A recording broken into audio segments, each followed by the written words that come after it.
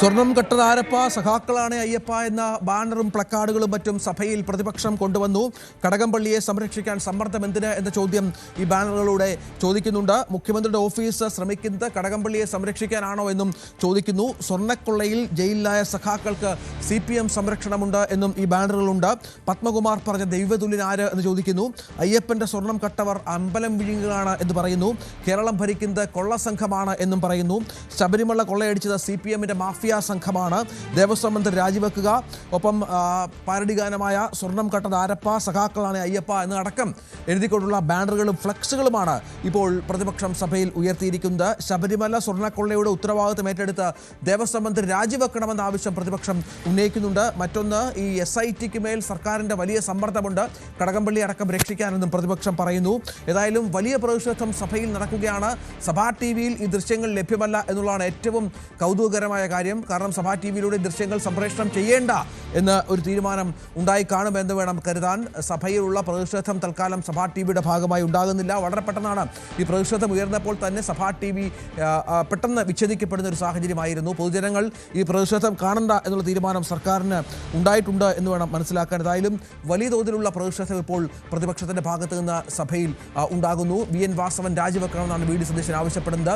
സഭാ നടപടികളുമായി സഹകരിക്കില്ല എന്ന് പ്രതിപക്ഷം പറയുന്നുണ്ട്. ഒപ്പം കടകംപള്ളി സുരേന്ദ്രനെ സംരക്ഷിക്കാനുള്ള നീക്കവും സർക്കാരിൻ്റെ ഭാഗത്തുനിന്നുണ്ടാകുന്നുവെന്ന വലിയ വിമർശനമാണ്. പക്ഷേ ഇപ്പോഴും സഭാ TV-യിൽ പ്രതിഷേധമില്ല എന്നുള്ളത് ഏറെ കൗതുകകരമായ ഗൗരവതരമായ കാര്യം തന്നെയാണ്. ഇതടക്കം പ്രതിപക്ഷ നേതാവ് ഒരുപക്ഷെ സഭയിൽ ഉന്നയിച്ചേക്കാം എന്ന് വേണം കരുതാൻ.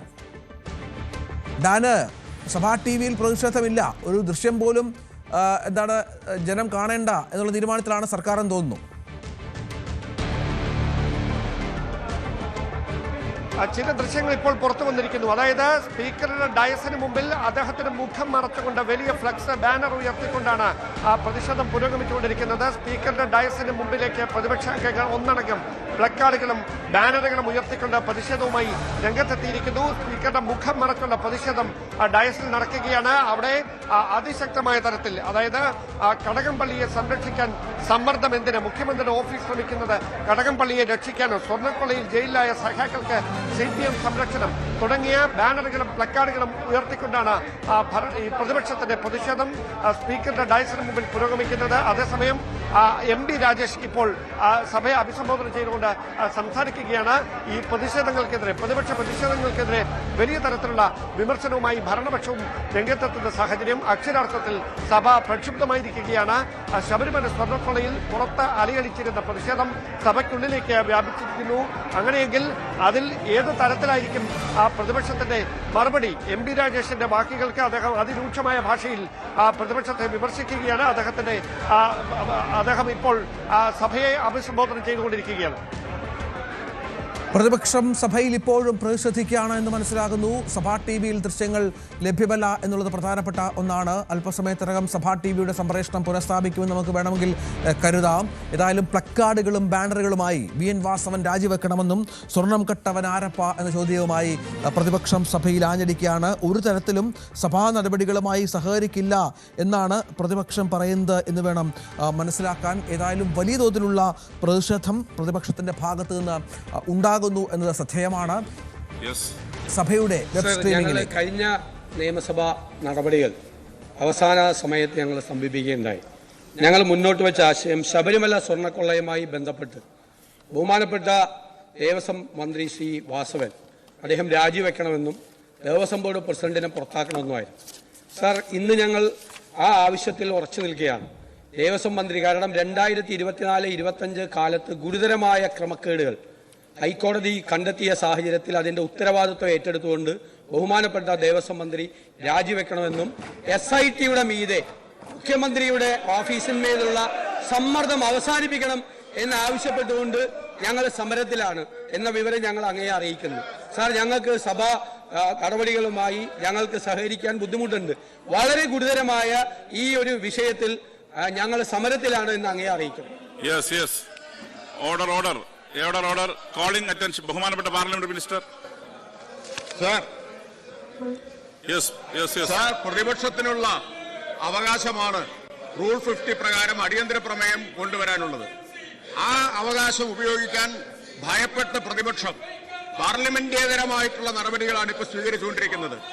സർ, ചരിത്രത്തിൽ അത്യപൂർവമായിട്ട് ഒരു പ്രതിപക്ഷം അടിയന്തര പ്രമേയത്തിനുള്ള അവകാശം വിനിയോഗിക്കാതിരുന്നിട്ടുള്ളൂ. അതിനുള്ള ധൈര്യം ഈ പ്രതിപക്ഷത്തിനില്ല. അടിയന്തര പ്രമേയ നോട്ടീസ് കൊണ്ടുവന്നാൽ ചർച്ച ചെയ്യുമെന്ന ഭയമാണ്. ആ ചർച്ച ഒഴിവാക്കാൻ വേണ്ടിയാണ് വെള്ളിലേക്ക് ഇറക്കിയിട്ടുള്ളത്, പ്ലക്കാർഡുമായിട്ട് ഈ നാടകത്തിന് ഇറക്കിയിട്ടുള്ളത്. ഇത് ഈ നാട് മുഴുവൻ കാണും.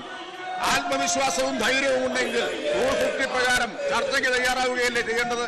ചർച്ച ഈ സന്ദർഭത്തിൽ നടത്തിയപ്പോഴെല്ലാം പ്രതിപക്ഷത്തിന് ഒളിച്ചോടേണ്ടി വന്നിട്ടുണ്ട്, ഇറങ്ങി ഓടേണ്ടി വന്നിട്ടുണ്ട് ഈ സഭയിൽ നിന്ന് എന്നുള്ളതാണ് അനുഭവം. വീരത്വത്തിന്റെ ലജ്ജയില്ലാത്ത പ്രദർശനമാണ് ഇവിടെ കണ്ടുകൊണ്ടിരിക്കുന്നത്. അതാണ് കണ്ടുകൊണ്ടിരിക്കുന്നത്. തിണ്ണമെടുക്കാണ് പ്രതിപക്ഷം സഭയിൽ കാണിച്ചുകൊണ്ടിരിക്കുന്നത്. സഭ നൽകുന്ന അവകാശത്തെ വിനിയോഗിക്കാൻ തയ്യാറാവാതെ അതിന് ധൈര്യമില്ലാത്ത ഈ പ്രതിപക്ഷത്തെ ജനങ്ങൾ വിലയിരുത്തും. Sir, calling attention C K Harindran, ബഹുമാനപ്പെട്ട തദ്ദേശ സ്വയംഭരണ എക്സൈസ് പാർലമെന്ററി ഉപമന്ത്രി സി കെ ഹരീന്ദ്രൻ, പ്ലീസ്, ഇതൊരു ശരിയല്ല, പ്ലീസ് പ്രതിഷേധിച്ചു. ബാനർ ഒരു പ്രശ്നത്തെ ആസ്പദമാക്കിയുള്ള ഒരു കോളിംഗ് അറ്റൻഷനാണ് സാർ ഞാൻ ഈ സഭയുടെ ശ്രദ്ധയിൽ കൊണ്ടുവരാൻ ശ്രമിക്കുന്നത്. തൊഴിലുറപ്പ് പദ്ധതി സംരക്ഷിക്കുക. മഹാത്മാഗാന്ധി ദേശീയ ഗ്രാമീണ തൊഴിലുറപ്പ് പദ്ധതി അട്ടിമറിച്ച് തൊഴിൽ ഉറപ്പില്ലാതെയും തൊഴിലാളികളുടെ അവകാശങ്ങളാകെ കവർന്നെടുത്ത് രാജ്യത്തെ ഗ്രാമീണ മേഖലയിൽ ജീവിക്കുന്ന കോടിക്കണക്കിന് ദരിദ്രരുടെ ജീവിതമാണ് ഇപ്പോൾ കേന്ദ്ര സർക്കാർ തകർത്തെറിഞ്ഞിരിക്കുന്നത്. ഇന്ത്യൻ പാർലമെന്റിൽ ഇടതുപക്ഷ പാർട്ടികൾക്ക് ഗണ്യമായ സ്വാധീനം 2005 ഒന്നാം UPA സർക്കാരിന്റെ കാലത്ത് ഇടതുപക്ഷത്തിന്റെ ശക്തമായ ഇടപെടലാണ് ഗ്രാമീണ ജനങ്ങൾക്ക് തൊഴിലും വരുമാനവും ഉറപ്പുവരുത്തി അവരുടെ ജീവിതം മെച്ചപ്പെടുത്താൻ ഇത്തരമൊരു നിയമം പാർലമെന്റിൽ അവതരിപ്പിച്ച് പാസാക്കിയത്. ഇടതുപക്ഷത്തിന്റെ അംഗബലം പാർലമെന്റിൽ കുറഞ്ഞതോടെ തൊഴിലുറപ്പ് പദ്ധതി ദുർബലപ്പെടുത്താൻ നീക്കങ്ങളും ശക്തമായി.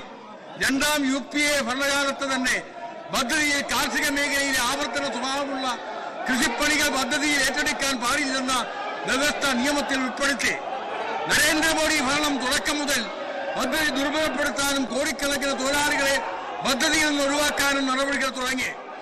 ആധാർ അധിഷ്ഠിത ബാങ്ക് അക്കൗണ്ടിൽ ഇല്ലാത്തതിനാൽ കഴിഞ്ഞ വർഷങ്ങളിൽ 5.5 കോടിയോളം കുടുംബങ്ങളെ പദ്ധതിയിൽ നിന്നും ഒഴിവാക്കി.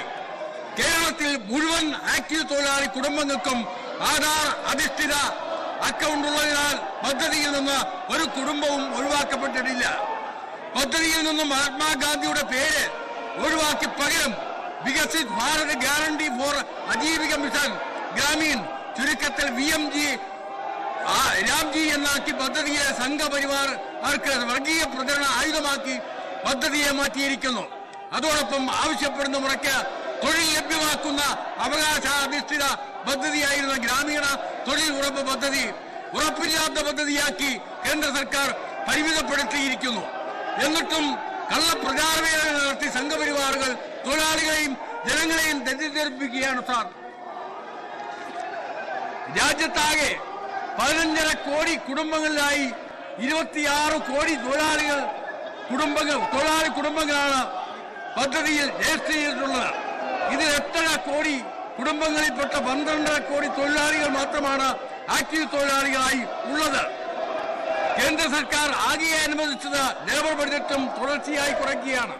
23-24 307 കോടി, 24-25 കൂടുതൽ വാർത്തകൾക്ക് News 18 Keralam YouTube channel subscribe ചെയ്യുക.